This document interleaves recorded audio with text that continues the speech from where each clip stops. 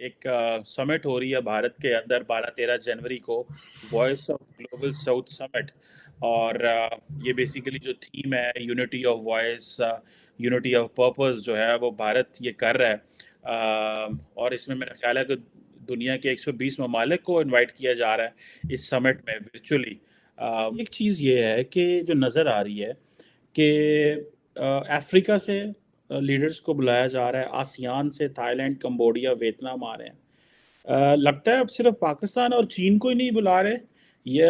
और चीन का तो चलो फिर भी they are part of the G20। So do you think कि how come would it look like if India fully ignores Pakistan? I mean, this is an excellent move from India. ये जो ग्लोबल साउथ है, it's not a club, ऐसा formal organisation नहीं है ना। अगर G77 होता तो India could not exclude Pakistan because Pakistan is part of G77. So the global south is a bit nebulous. तो उसमें इंडिया जिसको चाहे उसको डाल सकता है। And I have a feeling कि इंडिया का जो करंट मूड है, जयशंकर का ले लें या नरेंद्र मोदी का, वो बिल्कुल ही बातचीत करने के लिए तैयार नहीं। इसी नरेंद्र मोदी ने एक बार ट्राई भी किया था ना, आपको याद है 2015 में शायद, ही केम टू पाकिस्तान ना सरप्राइज विजिट पर। और उसके बाद जो है सो जो पाकिस्तान का रिस्पांस था, it was considered as like, उन्होंने धुतकार दिया इंडिया को। और अभी भी देखें आप, जिस तरह से बात करते हैं, जब मदद के लिए ऑफर किए तो फिर उसको नहीं चाहिए था उनको। इससे पहले के फ्लड्स के वक्त जब हेल्प है तो उसको यूएन के थ्रू रिस्ट्रक्चर करना पड़ा था, अगर आपको याद है, इंडिया की मदद। मेडिसिन वगैरह भी डायरेक्ट नहीं ले रहे थे। तो अगर इस तरह का बिहेव करेगा तो लाइक सर में दर्द क्यों भाई, दावत भी दें फिर सर में दर्द भी उठा लें। दिस इज समथिंग रियली, बोलते ना कि walking the walk and talking the talk, ये दोनों कर रहे हैं। पहले 2-3 बार जयशंकर साहब ने ये कहा कि we are going to speak for the global south, we will become the voice of the global south. उसके बाद प्राइम मिनिस्टर नरेंद्र मोदी ने भी एक बार कहा कि इंडिया का presidency of G20 will give the global south a voice. देखिए, जो सबसे ज्यादा G20 is the whole world without the global south basically. उसमें बहुत कम मुल्क हैं ग्लोबल साउथ के, क्योंकि it takes only the top 19 economies और यूरोपियन यूनियन। और जो ग्लोबल साउथ के है, इत्तेफाकन ऐसा हो रहा है कि मुसलसिल ग्लोबल साउथ के ही प्रेसिडेंसीज आ रही है। इंडोनेशिया थी, इंडिया है, फिर इसके बाद ब्राज़ील है, उसके बाद शायद साउथ अफ्रीका है। So it's a chance for the global south to shape the G20 agenda, यानी फर्स्ट वर्ल्ड का एजेंडा वो सेट कर सकते हैं इसके through.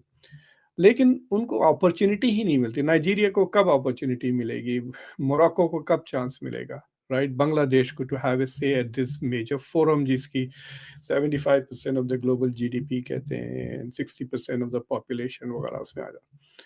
So India has promise that it will, उस दो चीजें हैं, एक that in its presidency it will give priority to the issues of the global south।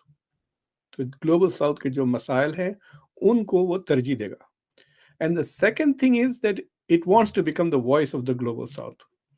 तो फॉर एग्जांपल, अगर आप इसको रीजन वाइज ब्रेकअप कर दें, India doesn't have much presence in Latin America, but India is now competing with Africa, in Africa with China. Africa एक ऐसा continent है जहां अमेरिका का कोई फुटप्रिंट ज़्यादा नहीं है।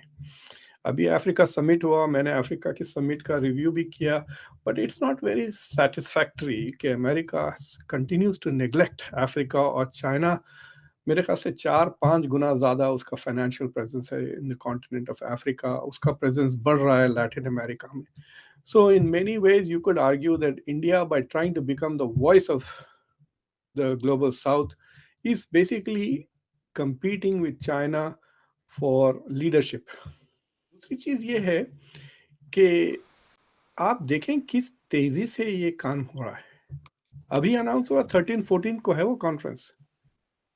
इतनी तेजी से तो हम अपने ये यूट्यूब के शोज नहीं ऑर्गेनाइज कर सकते बाज वक्त, and they are organizing a conference. ये और बात है कि सस्ते में कर रहे हैं, it is like on zoom, ritual virtual है, तो इट इज मतलब ज़्यादा खर्चा किसी का भी नहीं होगा। But there are two chief मतलब हेड ऑफ स्टेट लेवल के 2 सेशंस हैं जो दोनों Narendra Modi is going to preside, और कुछ 6 या 8 अलग अलग इवेंट्स हैं, और जिसमें वो कंट्रीज को 20-20 के ग्रुप में डिवाइड करेंगे। तो मेरे ख्याल से 6 ग्रुप्स होंगे 120 कंट्रीज के, या there might be some countries who will be in more than one. तो उन्होंने क्या किया, फॉर एग्जांपल जो एनर्जी के ग्रुप है तो उसमें 2 किस्म के मुल्क हैं, जो एनर्जी प्रोवाइडर्स हैं और जो बिग एनर्जी नीड्स वाले मुल्क हैं। सो इस तरह से they have created this clusters and they will all be under Indian leadership. तो ये बहुत बड़ा मौका है to enhance south south trade भी। इससे साउथ साउथ डायलॉग नहीं हो रहा है, it can become an opportunity for south south trade. हमने थोड़े दिन पहले फ्रेंड शोरिंग की बात की थी, याद है आपको फ्रेंड? तो this can become an opportunity for countries to do friend shoring, क्या आप यहाँ पे दोस्ती बना लें हमारे पास इस मीटिंग में, फिर हो सकता है कि नए बिजनेस अपॉर्चुनिटीज खुल जाए, because we are connecting you to these countries. So I think it is good for the global south, it is obviously very good for India, और इंडिया का स्टैचर फिर बढ़ते रहेगा अफ्रीका में, लैटिन अमेरिका में, gulf countries में। और देखें ये सारे जो नॉन अलाइ देखिए, it is the same old policy non aligned countries की, एक्सेप्ट नॉन अलाइंड मूवमेंट के 5 लीडर्स थे, अब इंडिया अकेला है। That's the difference. पहले 5 मुल्क थे, याद है आपको, इजिप्ट का भी एक बड़ा रोल था, युगोस्लाविया तो उसका तो वजूद ही नहीं रहा। तो so there were, Indonesia was always there, so there were 5 countries in the non aligned leadership में। अब सिर्फ India is making the pitch for the leadership. और द एडवांटेज ये है कि ग्लोबल साउथ में काफ़ी इमर्जिंग इकोनॉमीज हैं जो तेजी से बढ़ रहे हैं। मिसाल के तौर पे अभी ब्राज़ील ज़रा मतलब ट्रिप हो गया, लेकिन उसमें टर्की भी है, और आपके अफ्रीका के 3-4 इकोनॉमीज हैं, especially in the south which are doing well, including South Africa. तो इंडिया के लिए भी एक किस्म का ब्लॉक बन रहा है। India is trying to create its own sphere of influence, जो लफ्ज इस्तेमाल करते थे। So it is not, it India has a sphere of influence, it is expanding its sphere of influence in different continents. जो meeting अभी हुई थी जिसपे बिलावल भुट्टो आके, वो रिमेंबर, वो बड़ी धूमधाम हुई थी, गड़बड़ वगैरह, that was, he had come for the G77 meeting.